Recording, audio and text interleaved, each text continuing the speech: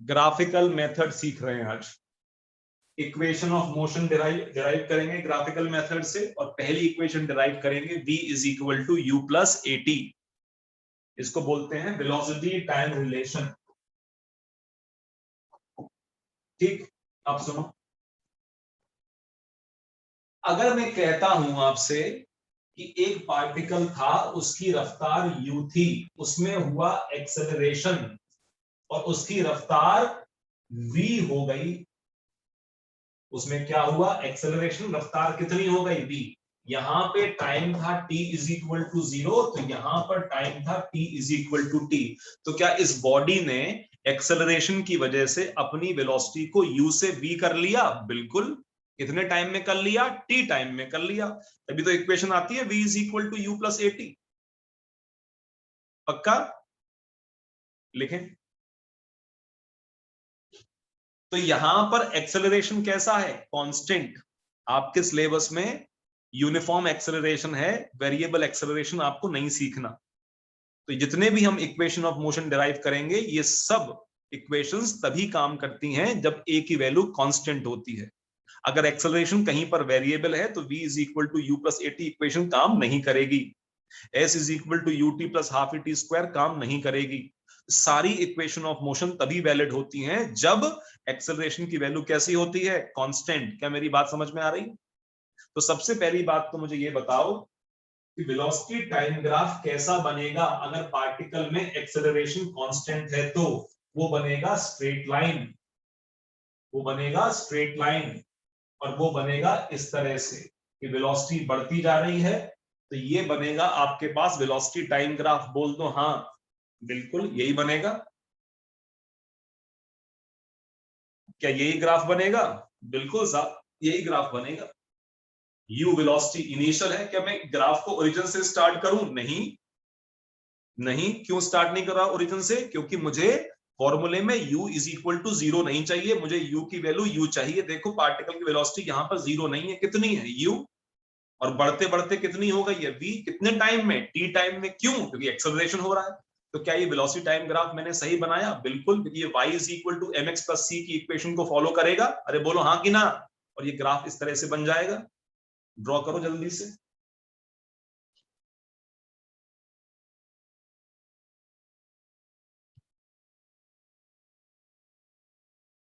ठीक, लिखो साहब, let u is the initial velocity of the particle.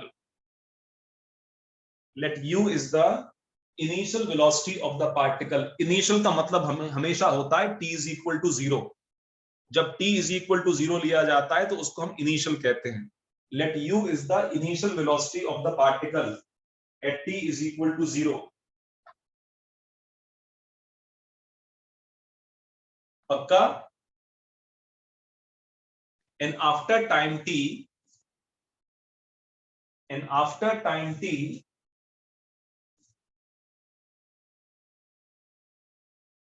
and after time t, its velocity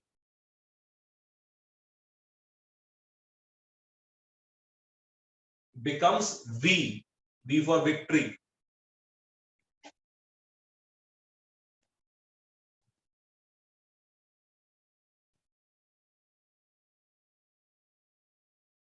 ठीक है, कोई डाउट? बिल्कुल। अब देखो ध्यान से, ध्यान देना बेटा।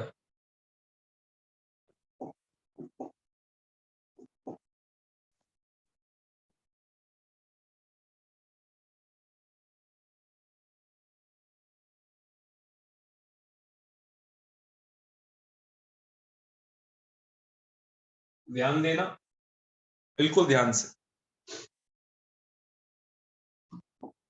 ये एंगल मेरे पास हो गया थीटा।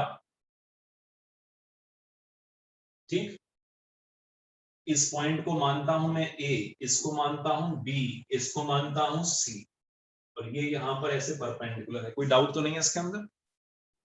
ग्राफ ड्रॉ करो फटाफट।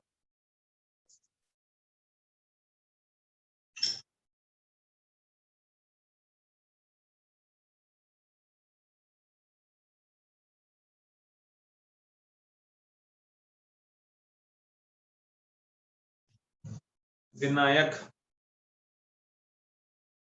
बोलो साहब क्या कह रहे हो? सर मेरी मीटिंग डिस्कनेक्ट हो गई थी, एक बार बता दीजिए। कुछ नहीं बताया, बस ये बनाना है बेटा, इसको ड्रॉ करो, अभी समझाना तो बाकी है।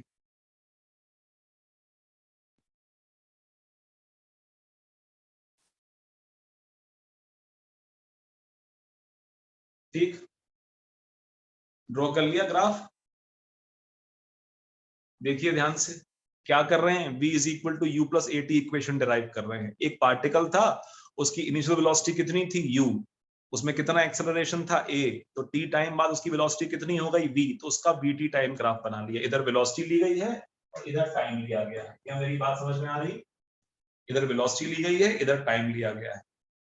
अगर उसके पास कांस्टेंट एक्सेलरेशन है तो vt टाइम ग्राफ कैसा आएगा, स्ट्रेट लाइन आएगा। बिल्कुल सही बात, तो हमने ग्राफ बना लिया, पॉइंट मार्क कर लिए, ए पॉइंट ये मान लिया, बी पॉइंट ये मान लिया, और यहां से डाल दिया एक परपेंडिकुलर, तो सी पॉइंट ये मान लिया हमने। पक्की बात है, कोई डाउट तो नहीं है इसके अंदर? ठीक, अब लिखो slope of this BT graph, slope of this BT graph, slope of this BT graph,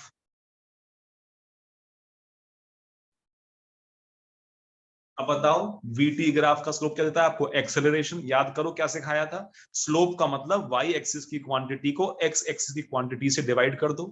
तो what is the slope of VT graph, तो आंसर आएगा acceleration. Slope of this VT graph will give the acceleration, and acceleration क्या है, slope, और slope क्या होता है बेटा, टेन थीटा। अब अगर मैं टेन थीटा बोलूं तो tan theta is always perpendicular upon base, तो इस लाइन का स्लोप क्या होगा, तो a is equal to slope of line a b is equal to tan theta is equal to perpendicular, यानी कि BC divided by AC, BC divided by AC। क्या मेरी बात समझ में आई कि नहीं आई? A is equal to slope, slope is equal to tan theta, यानी कि a is equal to slope of the line AB is equal to tan theta. और इस ट्राइंगल के अंदर, ट्राइंगल ABC के अंदर what is tan theta, perpendicular upon base. तो what is perpendicular, BC, what is base, AC, तो BC upon AC हुआ कि नहीं हुआ? अरे बोलना पड़ेगा हाँ कि ना, बिल्कुल ठीक। अब ध्यान सुनना मेरी बात, अब इस ग्राफ को तुम जरा गौर से यहां पर देखो, what is the meaning of BC। ये यहां पर वेलोसिटी कितनी है पार्टिकल की, u, और t टाइम बाद इसकी वेलोसिटी कितनी पहुंच जाएगी, v। तो गौर से देखो, यहां से लेके यहां तक ये v माइनस यू नहीं है। अरे ये अगर पॉइंट v पर है और ये पॉइंट अगर u पर है, तो इसकी लंबाई किसके बराबर होगी, v माइनस यू। ये टाइम अगर 0 है और ये टाइम कितना है t, तो ये AC कितना होगा, t माइनस 0। अरे बोलो हाँ कि ना। तो what is perpendicular here, BC। B वाला पॉइंट कहां पर है, V, जब वेलोसिटी बढ़ के V हो चुकी है। और ये A वाले पॉइंट पर कितनी वेलोसिटी थी, U, इनिशियल वेलोसिटी। तो अगर मैं इस लाइन BC की बात करूं तो BC की वैल्यू कितनी होगी, तो ये पूरा है V और ये है U, तो ये कितना हो जाएगा, V माइनस यू। और AC लाइन की लंबाई कितनी होगी, यहां तक है T और ये है 0, तो कितना होगा, T माइनस 0। तो क्या मैं इसको ऐसे लिख सकता हूं, ध्यान से देखना, बिल्कुल ध्यान से, V minus u divided by T minus 0। क्या मेरी बात समझ में आई कि नहीं आई? V minus u divided by T minus 0, check करो आराम से, V minus u divided by T minus 0, हुआ कि नहीं हुआ? बस, तो क्या आ गया हमारे पास आ गया A is equal to V minus u divided by T, यानी कि AT is equal to V minus u, यानी कि क्या आ गया, V is equal to U plus AT, and this is first equation of motion. Derive किया कि नहीं किया, किससे, स्लोप से निकाल लिया हमने। वीटी टाइम ग्राफ के स्लोप से क्या निकल आया? First equation of motion. फटाफट नोट करो, एक बार और समझाऊंगा इसको।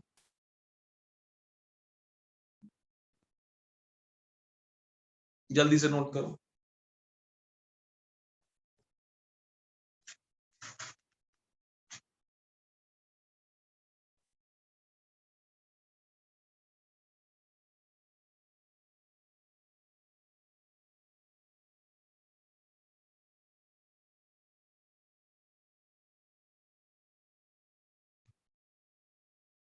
जल्दी से करो बेटा, हो गया?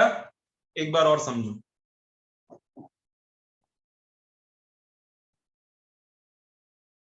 सबसे पहली बात क्या कर रहे हैं आज? ग्राफिकल मेथड से इक्वेशन ऑफ मोशन डिराइव की जा रही है। पहली बात तो ये समझ लो। कैलकुलस से भी करेंगे, बिल्कुल करेंगे। तो कैलकुलस से और ग्राफिकल मेथड से हमें इक्वेशन ऑफ मोशन डिराइव करनी। इक्वेशन ऑफ मोशन जानते हो? बिल्कुल, तीन तुमने पढ़ी होंगी। v is equal to u plus at, s is equal to ut plus half at square और v square equal to u square plus 2as। First equation of motion की बात करते हैं तो v is equal to u plus at। हो ये रहा है इस फर्स्ट इक्वेशन ऑफ मोशन के अंदर कि आपके पास एक पार्टिकल है जिसकी velocity t is equal to 0 पर कितनी है? u। और उसमें क्या हो रहा है? एक्सेलरेशन। तो t टाइम के बाद उसकी वेलोसिटी कितनी हो जाती है? v। तो उसकी वेलोसिटी u से बढ़ के कितनी हो गई? v। कितने टाइम में? t टाइम में। सिंपल। अरे बोलो हाँ कि ना? ठीक। ग्राफ ड्रॉ किया आपने, तो ग्राफ स्ट्रेट लाइन आएगा कि हम जानते हैं कि velocity time graph straight line आता है किसके लिए? यूनिफॉर्मली एक्सेलरेटेड मोशन के लिए। अरे बोलो हाँ कि ना? वेलोसिटी बढ़ती जा रही है। ग्राफ ओरिजिन से स्टार्ट नहीं होगा, क्योंकि ओरिजिन से स्टार्ट तब होता जब t इज इक्वल टू 0 पर वेलोसिटी 0 होती।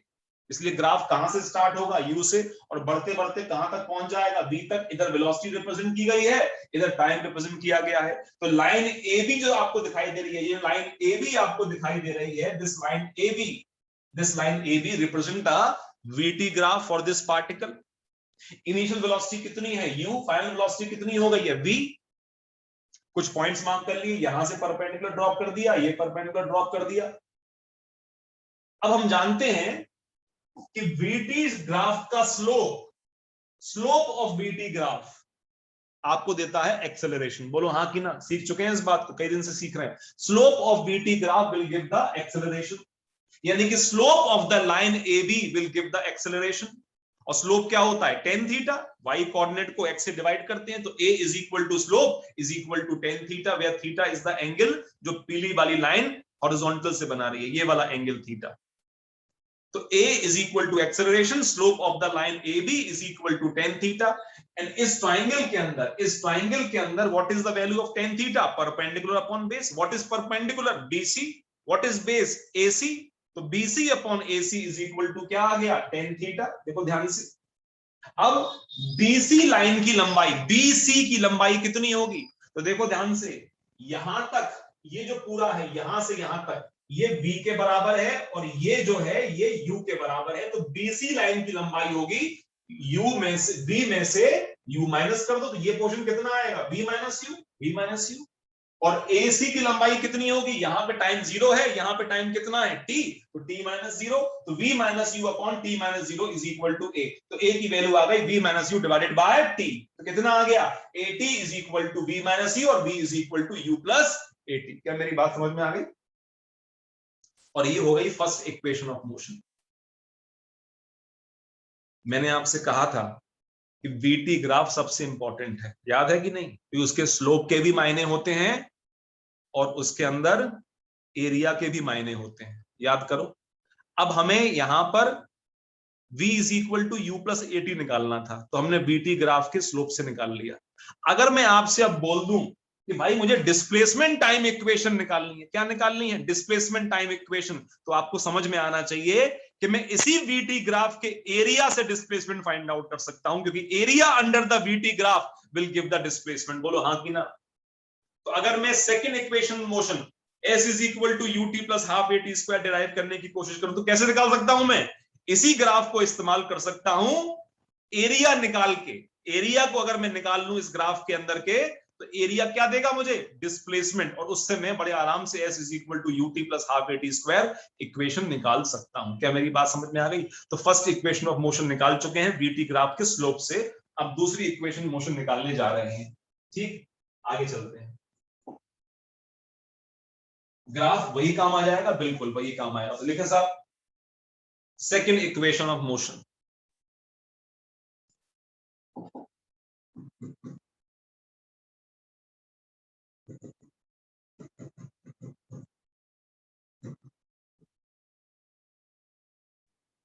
second equation of motion, second equation of motion, S is equal to ut plus half at square, इसको बोलते हैं displacement time relation, displacement time relation, इसको हम बोलते हैं डिस्प्लेसमेंट टाइम रिलेशन।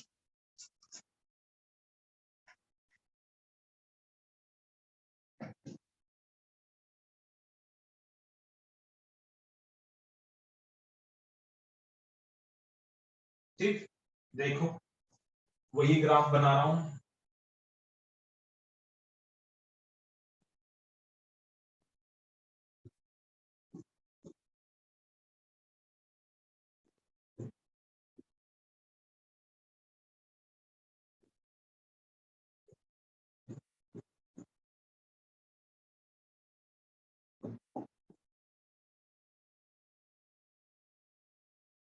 यही था ग्राफ।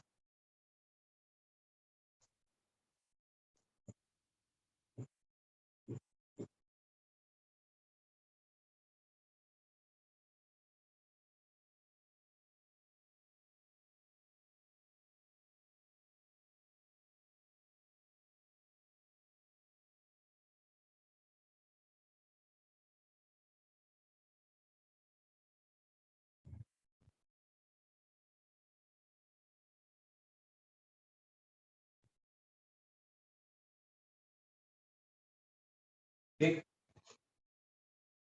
देखो बेटा, ये किसके बराबर है? This is v minus you, यहां से यहां तक का डिस्टेंस, और यहाँ पे t इज इक्वल टू 0 है, तो ये डिस्टेंस हमारे पास टाइम के बराबर। ठीक है, ठीक है।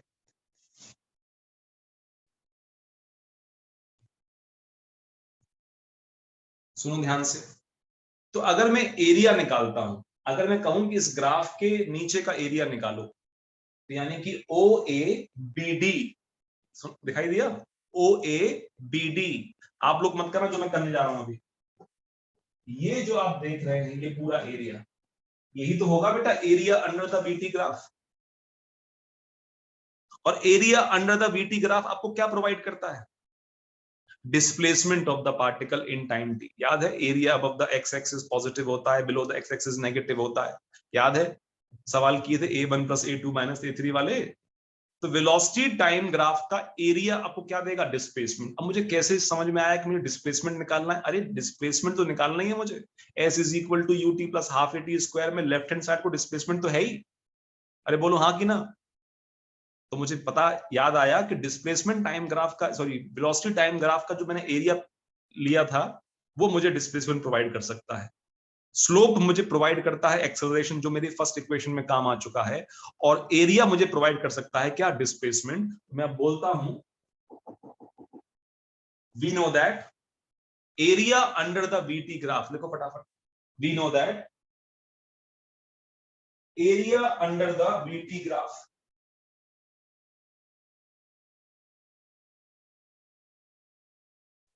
area under the VT graph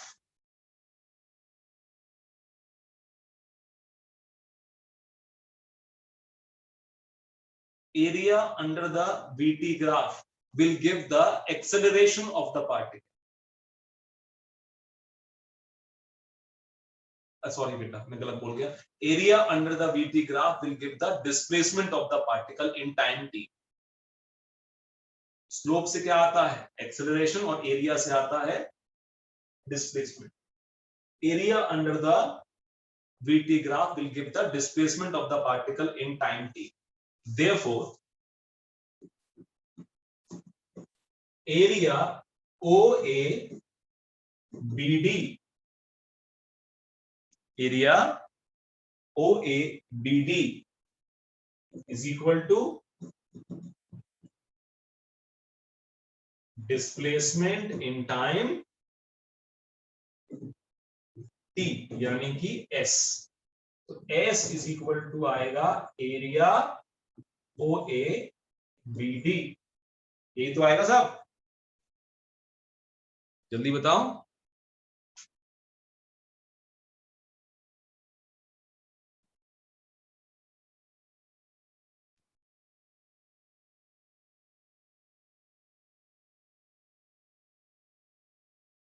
अरे बोलो हाँ कि ना. अब याद करो, इसे आप ट्रायंगल और रेक्टेंगल भी मान सकते हो, और चाहो तो उसको ट्रेपेजियम भी मान सकते हो. This area can be calculated by the formula of trapezium, या फिर ट्रायंगल का एरिया और नीचे वाले रेक्टेंगल का एरिया निकालो, जो तुम्हारा मन करे. ट्रेपेजियम दिखाई दे रहा है इसमें, OABD ट्रेपेजियम है. क्या होता है formula? Area of the trapezium is half into sum of the parallel sides. याद है?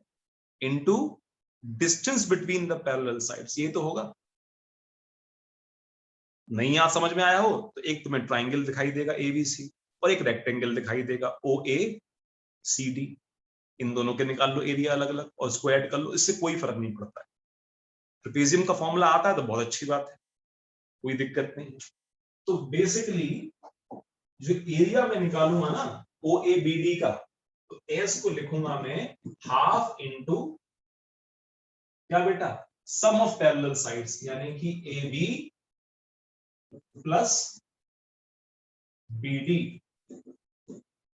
Into perpendicular distance between them, यानी कि AC. अरे बोलो हाँ कि ना. सॉरी OA, सॉरी मैं गलत हो गया. OA प्लस BC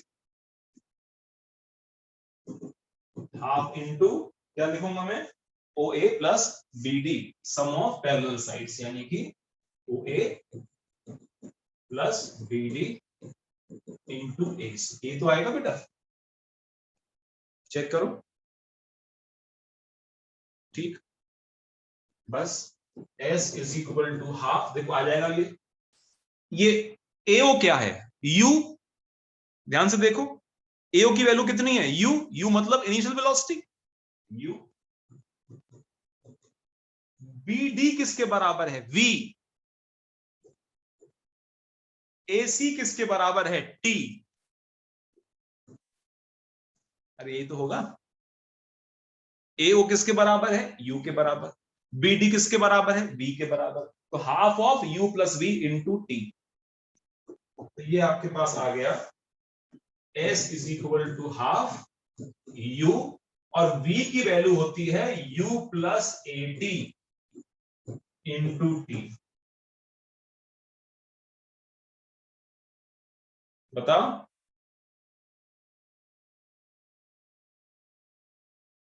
अब इसमें ट्वाइस ऑफ U है और एक T है बेटा, तो twice of UT plus AT square आएगा, और हाफ से डिवाइड करोगे तो S is equal to UT plus half AT square, और ये आपके पास इक्वेशन आ जाएगी हमारे पास, सेकंड इक्वेशन ऑफ मोशन. तो बड़ा सिंपल है, दो इक्वेशन तुरंत आ गई आप. कैसे कि वेलोसिटी टाइम ग्राफ का वेलोसिटी टाइम ग्राफ बना लो पहले तो, जो कि ओरिजिन से पास ना होता हो. बोलो हाँ कि ना, क्योंकि उसमें इनिशियल वेलोसिटी हमको U लेनी है. एक बार स्लोप निकाल लो, फर्स्ट इक्वेशन आ जाएगी. एक बार निकाल लो एरिया, तो उससे सेकंड इक्वेशन आ जाएगी. बोलो हाँ कि ना, जल्दी से देखो.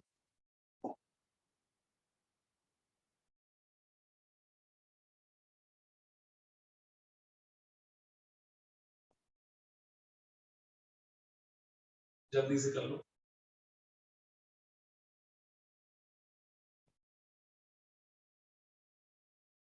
फर्स्ट इक्वेशन में मोशन निकालेंगे VT ग्राफ के स्लोप से, सेकंड इक्वेशन ऑफ मोशन निकालेंगे VT ग्राफ के एरिया से.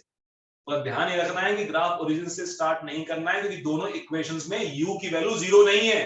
अगर u की वैल्यू 0 करना चाहते हो तो ग्राफ भली ओरिजिन से स्टार्ट कर दो, मगर इक्वेशंस में u आते हैं दोनों में, इसलिए ग्राफ ओरिजिन से स्टार्ट नहीं होगा, u से ग्राफ स्टार्ट। ठीक,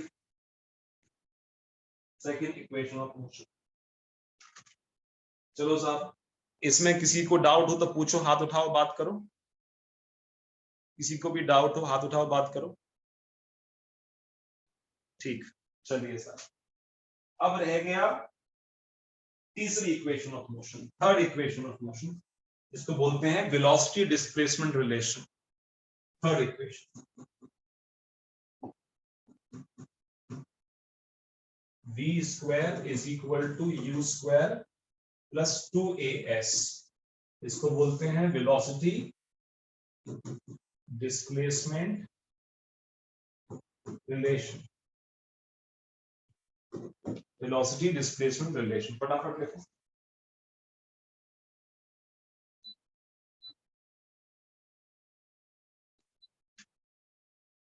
वेलोसिटी डिस्प्लेसमेंट रिलेशन, ठीक।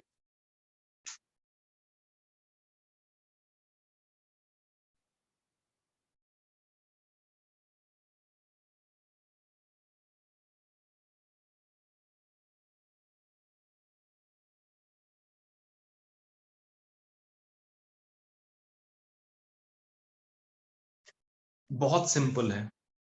पहली दो इक्वेशन समझ में आ गई हैं? बिल्कुल आ गई हैं। मैंने क्या कहा था, वेलोसिटी टाइम ग्राफ बहुत इंपॉर्टेंट है। तीसरी इक्वेशन ऑफ मोशन भी वहीं से आ जाएगी, बस एक हल्का सा चेंज करना है। क्या चेंज करना है? पूरा प्रोसीजर यहां तक फॉलो करना है, एग्जैक्टली यहां तक पूरा प्रोसीजर फॉलो करना है, यहां तक, इस लाइन तक, इस लाइन के ऊपर तक एग्जैक्टली सब कुछ प्रोसीजर फॉलो करना है। बस यहां पे जहां पर AC आ गया ना बेटा, AC, इस AC की वैल्यू इस ग्राफ में से निकाल के पुट कर दोगे तो तुम्हारे पास तीसरी इक्वेशन ऑफ मोशन आ जाएगी। कैसे आएगी समझाता हूं। तो ये इक्वेशन ऑफ मोशन भी वेलोसिटी टाइम ग्राफ से ही आएगी। ये इक्वेशन ऑफ मोशन भी वेलोसिटी टाइम ग्राफ के एरिया से ही आएगी। वही प्रोसीजर है, यहां से लेके यहां तक सब कुछ, बस इस पीली वाली लाइन तक जो यहां पर तुमको AC दिखाई दे रहा है, इस AC की वैल्यू को अगर मैं पुट कर दूं स्लोप के टर्म्स में, तो तुम्हारा अपने आप second of equation of motion आ जाएगी। क्या मेरी बात समझ में आ रही है कि नहीं आ रही? तो थर्ड इक्वेशन ऑफ मोशन भी एरिया वाले तरीके से आती है।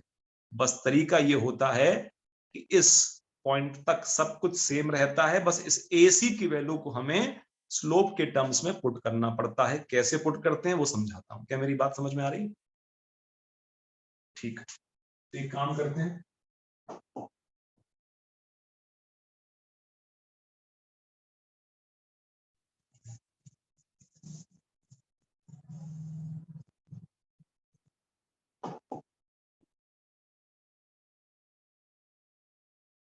आप लोगों को एक बार बनाना पड़ेगा ग्राफ दोबारा से, ये वाला मैं नहीं बनाऊंगा।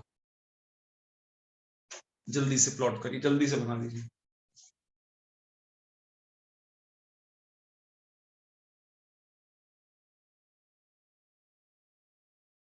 और यहां तक एज इट इज लिख लीजिए बेटा, एज इट इज, जैसे यहां पे लिखा हुआ है सब कुछ ऐसे।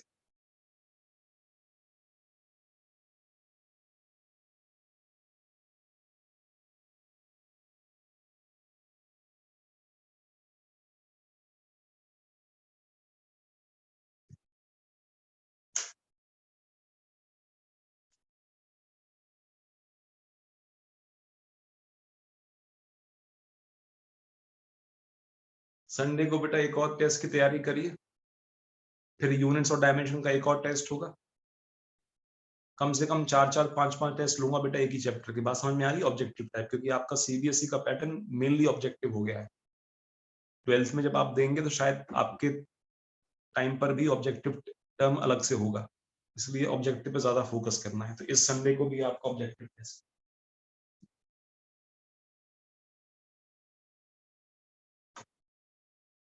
यूनिट्स एंड डायमेंशन का।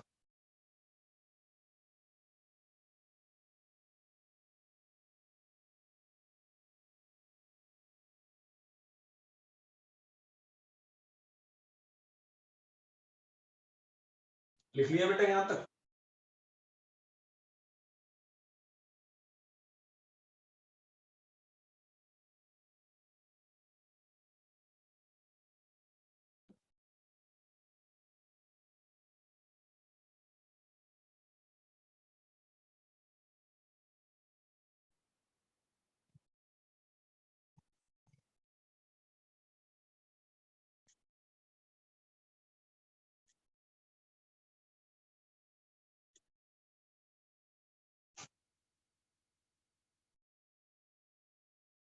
हो गया साहब?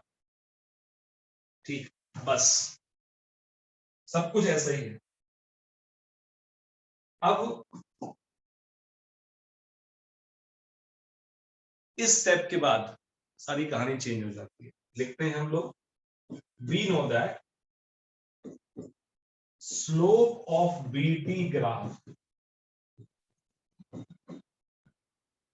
A is equal to tan theta and tan theta is equal to BC divided by AC। BC की वैल्यू कितनी आएगी? V minus U, और AC की वैल्यू यहां पर आप AC ही लिखा रहने दो, तो यहां से आपके पास AC की वैल्यू आ जाएगी V minus U divided by A। क्या मेरी बात समझ में आई कि नहीं आई? बोलो हाँ कि ना। Slope of VT curve is equal to acceleration. क्या होता है स्लोप? स्लोप क्या होता है? tan theta. तो BC upon AC। What is the value of BC? तो याद करो, V माइनस यू तो होगा कि नहीं होगा BC? याद करो बेटा, ये V माइनस यू तो था, V minus you, V minus you था नहीं था? तो V minus u divided by A। What is A? Acceleration. तो AC निकल आया बेटा, और AC अगर आपके पास निकल आया, इस AC की वैल्यू को उठाओ और जहां मैंने डिस्प्लेसमेंट की इक्वेशन लिखी हुई है फर्स्ट वाली, वहां पर AC की वैल्यू पुट करो। चेक करो फटाफट।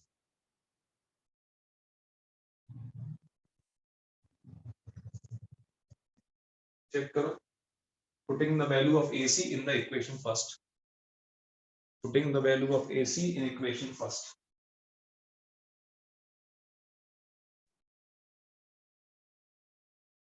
Putting the value of AC in equation first.